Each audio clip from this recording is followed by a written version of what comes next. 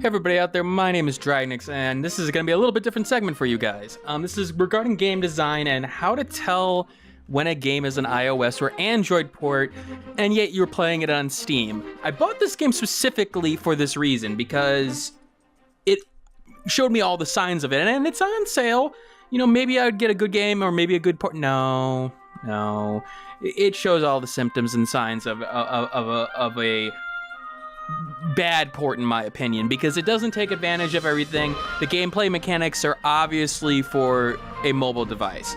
And now even on this front screen, let's take a look here. The buttons, they seem a little bit off, don't they? Like there is no, like they're all separated at this point. They're sort of out of the way. Big, huge buttons for things that probably don't need to be there. Oh, that's probably because they are designed for touchscreen. Okay. Let's get into the gameplay, shall we?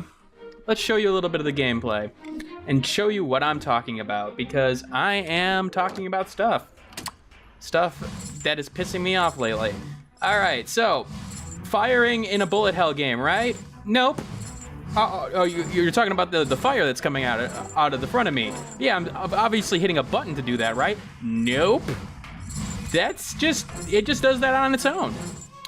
So that's a good key portion in terms of simplicity of gameplay. Now, obviously on a mobile device, you don't have a controller. You don't have that many controls to work with.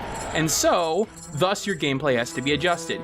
Here, for example, the gameplay in question, I could easily have had a controller that fired at this point, but no, instead it will fire all the time, just like on the iOS version of this game, and just keep on going. No advanced mechanics like with firing, slowing you down a little bit, but other than that, you know, simple. Also the reuse of assets. I just faced this monster, literally with another monster, and you're throwing another reskin of it at me. Okay, fine. You know, there's not that much memory on those portions. There's ways to get around that, obviously, but okay, fine. You're throwing different mechanisms at me, at least with these, you know, colored projectiles. Oh, what is that, Dragnix? You hit a button for a special attack? Nope. Not at all. Well, what was it? Well, it's a timed-based attack where you just sort of charge. I don't even know that I'm charging at this point, because there's no, you know, mechanism to understand that, hey, there's something going on. Instead, there we go. You see, now there's a countdown, and then I've got 2 seconds to react to actually use it, as opposed to building it up and possibly using it at the appropriate time. Would you imagine that? You see, I'm hating the fact that the Steam store is becoming deep ingrained with this kind of stuff, because this is perfect. This is a game that is good for the iOS platform, but it is not good for the Steam platform, for a PC platform. It does not take advantage of anything. Yeah, you're saying, but well, Dragnix, you're running this game at a 920 1080, or 920 1080p. 1080p. It's obviously been up. I mean, it's obviously been adjusted to that. Yeah, but notice the lack of UI. Notice the lack of. Let's take a look at the health bars over the enemies. Oh, you didn't notice that at first? Yeah, neither did I. You see, it's really hard to see them.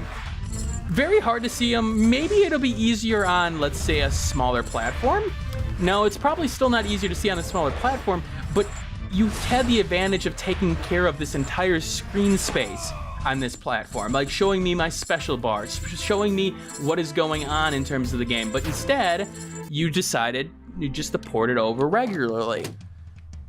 It's stuff like this that is driving me crazy about the Steam store, and I'm not just putting iOS and Android ports on there. I'm talking about, you know, all the shitware that is coming on there. You know, you've seen some Total Biscuit stuff and Jim Sterling stuff. Maybe you have, but yeah, it's a dumping ground now. And while Phoenix Force may be an interesting game for iOS and Android, I'm sitting at a computer here. I'm sitting in front, ready to play a game, and instead I'm sort of just moving a stick around over and over again. And for some people that may be fun.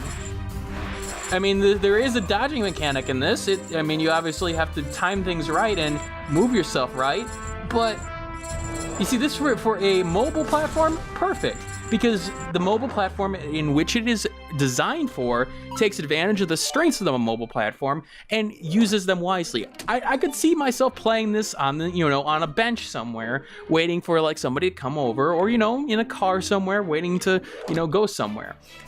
But if I'm sitting down in front of my machine, ready to play a game, I want to play a game with, some significance behind it. It can have simple mechanics, but it's got to be designed for it. It's got to take advantage of everything. A game like Super Meat Boy, for example, was great all platform. It took advantage of everything on that platform too, and wasn't necessarily designed for like a mobile application, for example. So I don't understand. I don't understand why on the Steam store particularly it doesn't say for people, hey, this is a game that is on a mobile platform. Like, indicate what platform is it on, because that to me is a huge indicator of, okay, hold on a second, maybe I want to get the game for my Android or my phone. This seems like a game I could definitely play on my iOS or my Android phone. But give the consumer some information about that. I do Google everything before I purchase it, but I mean, stuff like this, some people I know would have bought this not realizing that, it's a bullet hell game. Bullet hells have a very, very, I don't want to say tight genre, but people who love bullet hell games, they usually look for any bullet hell game, at least in my experience, where they're like, oh, hey, another bullet hell game. Okay, cool. Is this one got an interesting mechanic? This is not a bullet hell game in my mind. I'm dying a lot here, but it's not using any advanced tactics. There are a lot of things going on screen, great, but I feel out of the experience at this point. And so, I don't know, I just needed to rant a little bit. I didn't have much else to talk about today. New releases are few and far between today.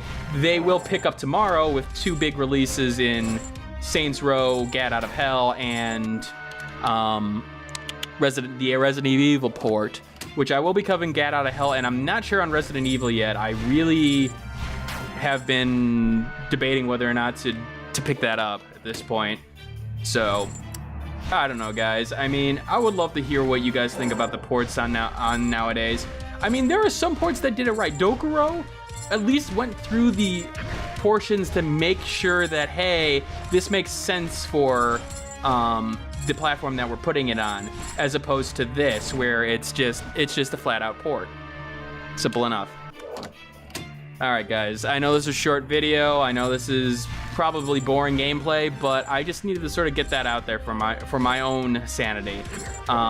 Because again, one other thing before we go. Well, two other things. What is the pause? What is the pause menu about? So if I pause and I go back in the game, it warns me.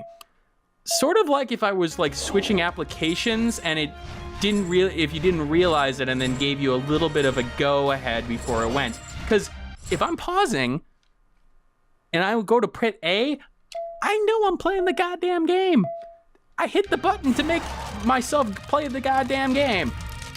So why are you forcing me to do anything else? And then let's look at the options menu. At least it has a vibration.